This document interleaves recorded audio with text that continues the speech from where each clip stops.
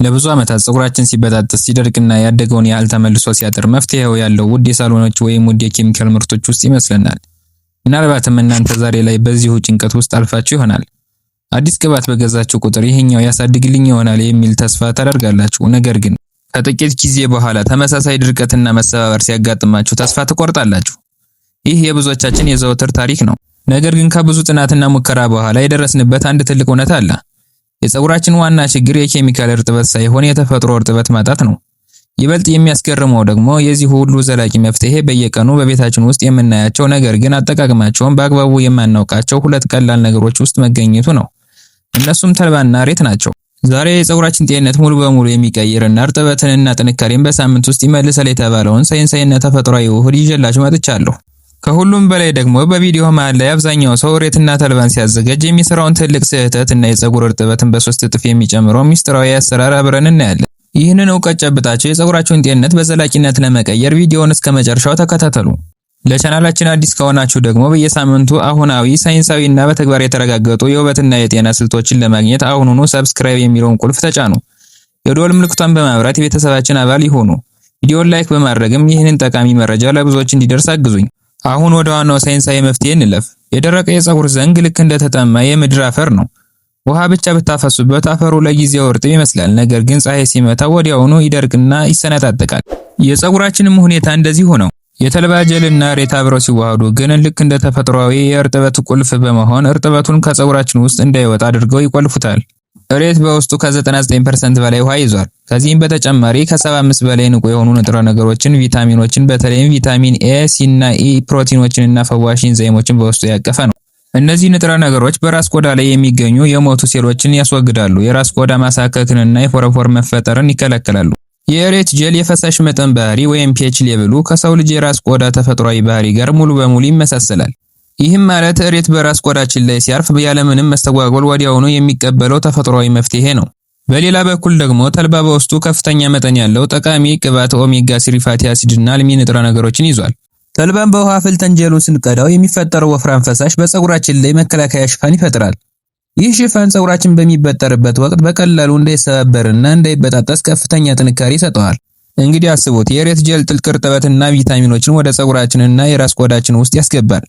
የተልባ ጀል ደግሞ ያንን የገባውን እርጥበት ወጥቶ እንዳይነፍስ በበሩ ላይ ቆሞ ይቆልፈዋል። ሁለቱ አንድ ላይ ሲቀላቀሉ ለፀጉራችን የሚሰጡት ጥቅም የሁለቱ የተለያዩ ነገሮች ድምር ብቻ አይደለም። የፀጉርን ጥንካሬና ውበት በከፍተኛ ሁኔታ የሚያሳድግ ኃይለኛ ተፈጥሯዊ ውህድን ነው። አሁን ደግሞ ወደ ዋናውና አብዛኞቻችሁ ወደምትጠብቁት ክፍል እንለፍ። ይሄውም ይህን ተአምረኛ ውህድ በቤታችን ውስጥ በትክክለኛ መንገድ እንዴት ማዘጋጀት እንደምንችል ነው። እዚሁ ላይ ነው እንግዲህ በቪዲዮ መግቢያ ላይ የነገርኳችሁን ትልቅ ሚስጥር የሚገኘው። አብዛኛው ሰዎች የሚያደርጉት ትልቅ ስህተት ተልባውንና እሬቱን አብረው ማፍላት ወይም ሁለቱንም በሙቅ ውሃ ማቀላቀል ነው። ይህ በጣም ትልቅ ስህተት ነው። ምክንያቱም እሬትን ለከፍተኛ ሙቀት ስናጋልጠው በውስጡ ያሉትን አብዛኞቹ ቪታሚኖች፣ ኢንዛይሞችና እርጥበት ሰጪ ንጥረ ነገሮችን ያጣል። ስለዚህ ሁለቱንም ነገሮች ለይተን በተለያየ መንገድ ማዘጋጀት አለብን። በቅድሚያ ተልባውን እናዘጋጃለን። ግማሽ ሲኒ ተልባ ከ2 ሲኒ ውሃ ጋር በድስት ውስጥ አድርገን በመካከለኛ እሳት ላይ ከ5 እስከ 7 ደቂቃ ያህል እናፈለዋለን። ውሃው እየወፈረ ነጭ አረፋ ማውጣት ሲጀምር ወዲያውኑ ከእሳቱ ማውረድ አለብን። እጅግ አብዝተን ካፈላ ነው ጀሉን ማጣራት በጣም አስቸጋሪ ይሆንብናል። ወዲያውኑ እንደወረደ በስስ ማጣሪያ ጨርቅ ወይም በማጥለያ ጥለለን ጀሉን ለይተን እናወጣዋለን። ከዚያም ሙሉ በሙሉ እንዲቀዘቅዝ እንተዋለን። በሁለተኛ ደረጃ የእሬት ጀላችንን እናዘጋጃለን። እዚህ ጋር ነው ሁለተኛውና በጣም አስፈላጊው ሚስጥር የምነግራችሁ። የእሬት ቅጠሉን እንደቆረጥን ወዲያውኑ መጠቀም የለብንም። የተቀደደውን ወይም የቆረጥነውን እሬት ለ15 ደቂቃ ቁልቁል አቁመን ማስቀመጥ አለብን። ይህ ቢጫ ፈሳሽ በብዙ ሰዎች ላይ የራስ ቆዳ ማሳከክ፣ መቅላትና አለርጂ የሚያመጣ ዋና ምክንያት ነው። ፈሳሹ ሙሉ በሙሉ ተንጠፍጥፎ ወጥቶ ካለቀ በኋላ እሬቱን በደንብ ታጥቡታላችሁ። በመቀጠልም በቢላዋ ጎንና ጎኑን ካወጣችሁ በኋላ የውስጡን ጥሬ ጀል በማንኪያ ታወጡታላችሁ። አሁን ሁለቱንም አዋህደን አስደናቂ ውጤት የምናገኝበት ደረጃ ላይ ደርሰናል። ሙሉ በሙሉ የቀዘቀዘውን የተልባ ጀልና አዲስ ያወጣችሁትን የእሬት ጀል በእኩል መጠን በአንድ ዕቃ ውስጥ እናቀላቅላቸዋለን። ውህዱ ሙሉ በሙሉ አንድ አይነት ወይም ስሙዝ እንዲሆን ለጥቂት ሰከንዶች በደንብ እናዋህደዋለን። አሁን ደግሞ ይህንን ድንቅ ውህድ መቼ፣ እንዴትና ለስንት ጊዜ መጠቀም እንዳለብን እንመልከት። ምክንያቱም ምንም ያህል ጥሩ ውህድ ብናዘጋጅ አጠቃቀማችን ትክክለኛ ካልሆነ የምንፈልገውን ውጤት ማግኘት አንችልም። በቅድሚያ ፀጉራችሁን በምቹ ሁኔታ ለአራት ቦታ ክፈሉት። ከዚያም ያዘጋጃችሁትን ጀል ከፀጉራችሁ ስር ማለትም ከራስ ቆዳችሁ ጀምራችሁ እስከ ፀጉራችሁ ጫፍ ድረስ በደንብ ሹት። በተለይ ለፀጉራችሁ ጫፍ ልዩ ትኩረት መስጠት አለባችሁ። ምክንያቱም የፀጉር ጫፍ እድሜው የቆየና በፍጥነት ለድርቀትና ለመሰንጠቅ የሚጋለጥ የፀጉራችሁ ክፍል ነው። ጀሉን ከተቀባችሁ በኋላ የራስ ቆዳችሁን በጣቶቻችሁ ጫፍ ለ3 ደቂቃ ያህል በስስ ማሳጅ አድርጉት። ይህም የደም ዝውውሩን በመጨመር የፀጉር ቀዳዳዎች ንጥረ ነገሩን በፍጥነት እንዲመጡት ይረዳል።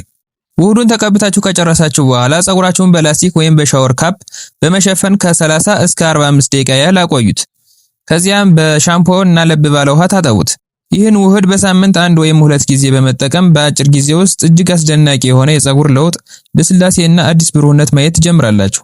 ይህ ውህድ ሙሉ በሙሉ ተፈጥሯዊ፣ ለሁሉም የፀጉር አይነት የሚስማማና ምንም አይነት የጎንዮሽ ጉዳት የሌለው አስተማማኝ መፍትሄ ነው።